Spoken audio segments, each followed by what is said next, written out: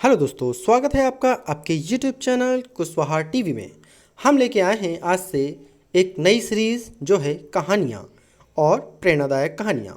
चलिए, बादल और राजा, दो घोड़ों की कहानी। चुनौतियों पर काबू पाने की सीख देती है यह प्रेरणादायक कहानी। चलिए, बादल अरबी नस्ल का एक शानदार घोड़ा था। वह अभी 1 साल का ही था और रोज अपने पिता राजा के साथ ट्रैक पर जाता था।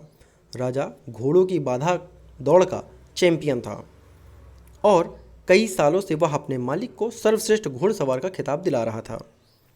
बादल भी राजा की तरह बनना चाहता था, लेकिन इतनी ऊंची ऊंची और कठिन बाधाओं को देखकर उसका मन छोटा हो जाता और वह सोचने लगता कि वह कभी अपने पिता की तरह नहीं बन पाएगा।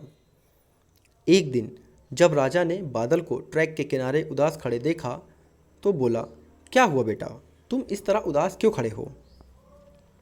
कुछ नहीं पिताजी, आज मैंने आपकी तरह उस पहली बाधा को कूदने का प्रयास किया, लेकिन मैं मुंह के बल गिर गया। मैं कभी आपकी तरह काबिल नहीं बन पाऊंगा। राजा बादल की बात समझ गया।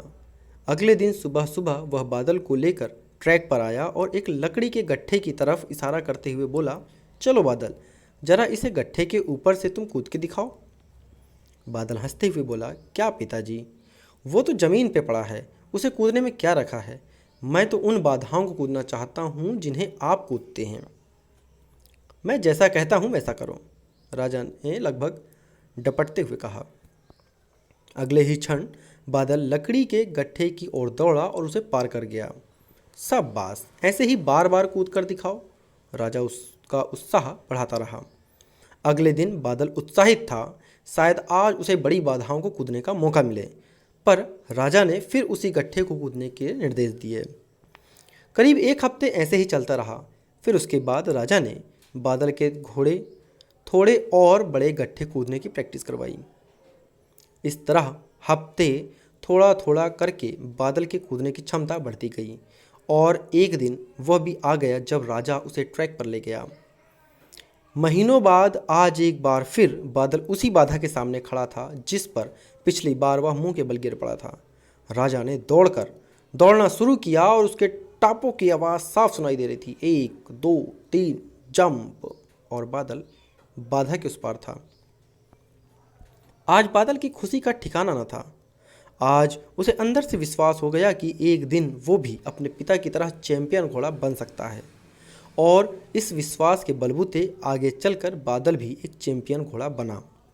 दोस्तों, बहुत से लोग सिर्फ इसलिए गोल अचीव नहीं कर पाते क्योंकि वो एक बड़े चैलेंज या ऑब्स्टिकल को छोटे छोटे चैलेंज में डिवाइड नहीं कर पाते।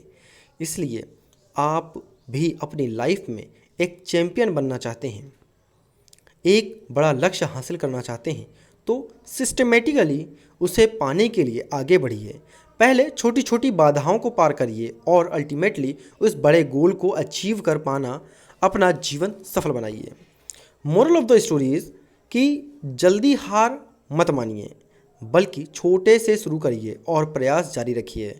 इस तरह आप उस लक्ष्य को भी प्राप्त कर पाएंगे जो आज आपको असंभव लगता है। उम्मीद है आपको यह कहानी अच्छी लगी होगी। चुनौतियों पर काबू पाना चाहिए और बड़ी चुनौती को छोटी छोटी चुनौतियों में डिवाइड करना चाहिए। उम्मीद है आपको यह स्टोरी अच्छी लगे। इसी तरह की स्टोरी पाने के लिए हमारे चैनल को सब्सक्राइब करें और वीडियो अच्छा लगे तो दोस्तों के साथ शेयर करें। धन्यवाद।